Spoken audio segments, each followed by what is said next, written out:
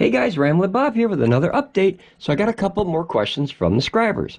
So the first question is the EB3000 batteries, these guys.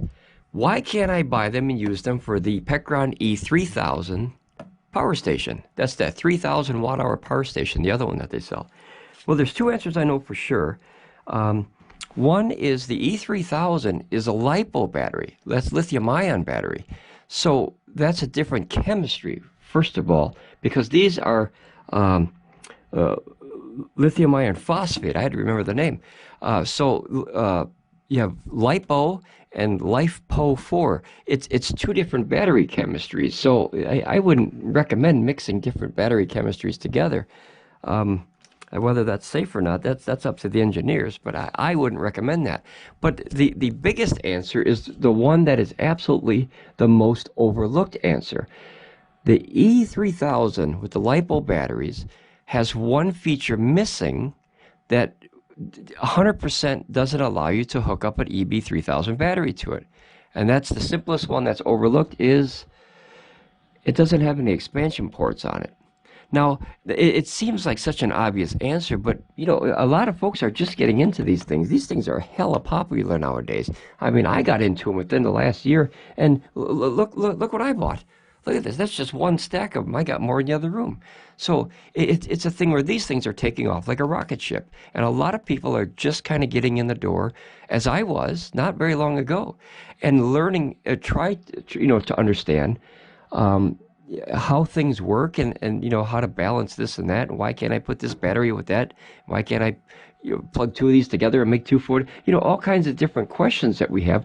That's the whole point of this channel. That's why this channel started, was so we could actually answer some of the questions that some of the viewers have, or just random people that kind of show up and see the video and they go, what the heck, why can't I just buy this battery and put it in this one? Or why can't I buy this PECRON battery and hook it to an EcoFlow? Or why can't I put this battery into a JACKERY? There has to be proper connections for safety, first of all. But there's no question that's a dumb question. The only one that is technically a dumb question is the one you don't ask. Because sometimes, even if the answer is so simplistic, it's always good to know before you try and spend $1,500 for a battery and find out it's not compatible with your system. You don't want to do that. So guys, if you do have the E3000 out there, the PECRON E3000 with the 3,000 watt hours, and you want to buy an expansion battery, please, I'm here to help. Don't buy the expansion battery because it's not going to work out good for you because you have no way to hook it up. So it wasn't a bad question. It was just kind of like, for some folks the answer was so simple, and for some folks they're just learning. So I mean, if you remember, AA to AAA when you were a kid, you didn't remember what the difference was. Some people still don't remember the difference between AA and AAA. The size, first of all, and then the milliamp hours, and there's a lot of things, but it's such a basic question that sometimes people need help getting started, and that's why we're here. That's why we do this channel. Okay, so the other question that I had was, what's the difference between the E2000LFP yellow version and the black version? Now, once again, it's a very simplistic question. However, it deserves an answer because that's how people learn. The simple questions is how you get the ball started. You got to get it rolling. So the difference between the yellow and the black is the bumpers. That's all it is. That's literally all it is. It's the same power, the same structure, the battery chemistry, the cables, they hook to the EB3000s.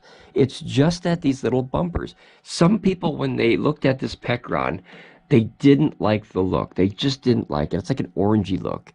But I don't know. To be honest, when I first saw this system, I went from the OUKITEL to this one as an upgrade. And I like the all black look. However, notice when you make a stack, I don't know, I'm a production guy, I'm a sound guy, so it's a thing where I like the way the system matches. It's as simple as that sounds. Like, prime example, you see on my DeWalt tools, I like because of the color scheme. As long as the tool works, I have to, that's the first priority, is that the tool works. But the color scheme sometimes is a big thing for people. As long as the tool works, the color is that's an option for you. You know, some people drive a red car, some people drive a blue car. It doesn't mean that the cars are any different. They're the same car, just two different color schemes. So you can literally, if I would, I can't do it now because I have about, I don't know, about a couple 100 pounds on top of it. But all you have to do is pull these. Let me see if I can get one. I'll try it. I'll take one for the team here. Oh boy. Okay, see that? That's it. So if you got the black bumpers and you put them on there, I got to figure out how to get that under there, but back in there. But that's it, guys. That's the only difference between the black and the orange version that I know of, is just these little things. And that's how simple they are to just, sometimes they're glued. They put a little dot of glue in there. You can see kind of a little bit of a residue right there. But that's how simple. I just literally rip that right off, just pop it right off. And I have, let's see, 50, 100. There's probably 125 pounds on top of that. And I just kind of still popped it out. So that's the only difference between the yellow and the black version. Like I said, there's no such thing as a bad question. I mean, we started this entire oh, here, see the little glue on that little tip? So sometimes they put a little dot of glue in there. That's the 100% reason of why we started this channel, because we also were folks who bought something or wanted to buy something, and we didn't have all the answers. So I thought we could build a community together, and we can all ask each other questions, and that way we could all figure out how to enjoy our hobbies together as a team. That's the cool thing. Knowledge is power, but if you don't have access to the knowledge, man, you're in trouble. So these two simple questions, they were simple questions, but you know what? Now we have answers, and now everybody understands. You can make the right decision if you want the orange one or you want to buy the black one. If you have the E3000, don't buy that expansion battery. You will regret it, and then you have to ship it back. And I don't know if you guys ever bought anything like this before. Okay, batteries, you cannot ship batteries without having special precautions on them. Otherwise, you get in trouble. The post office does not like that.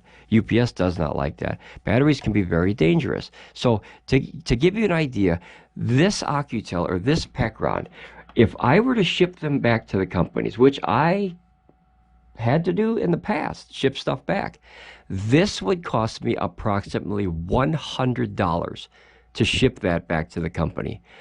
Two reasons. Number one, it's 50 pounds. Number two, those are exploding batteries in there, you know. Not so much exploding, but dangerous. That's a hazard material, so you have to have it sent a special class.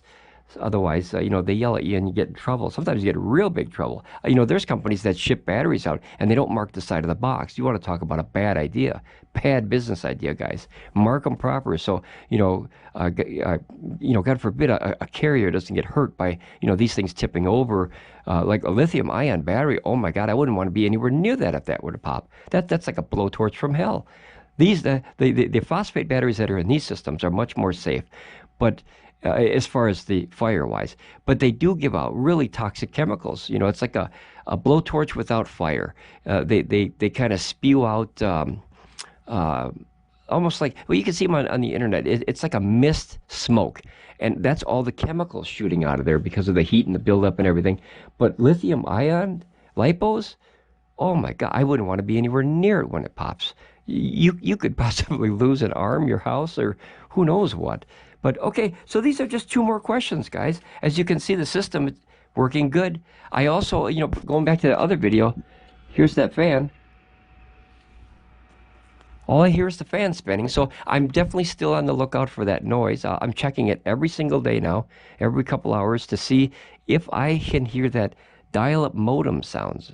Some people hear it, some people don't. I have no idea what it is. I gave theories on the last update of what I thought it was, but like I said, I'm not an engineer and I didn't build this unit.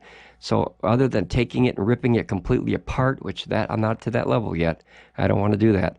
I don't know what's going on inside the box of that person's model. So, okay, guys. Well, Rambling Bob, I just want to give you another update. I want to get all the information I can out on these units. I'm going to try to get some more power stations. Get some more reviews on more power stations. But all right, well, I just gave you an update. Okay, thanks, guys. If you have any questions, please feel free to comment. Please put your hands out, type on the keyboard, give me a question, because your question, if you're afraid to ask or you think it's a dumb question, is not a dumb question. All questions need answers. Thanks, guys. Travel safe. Bye.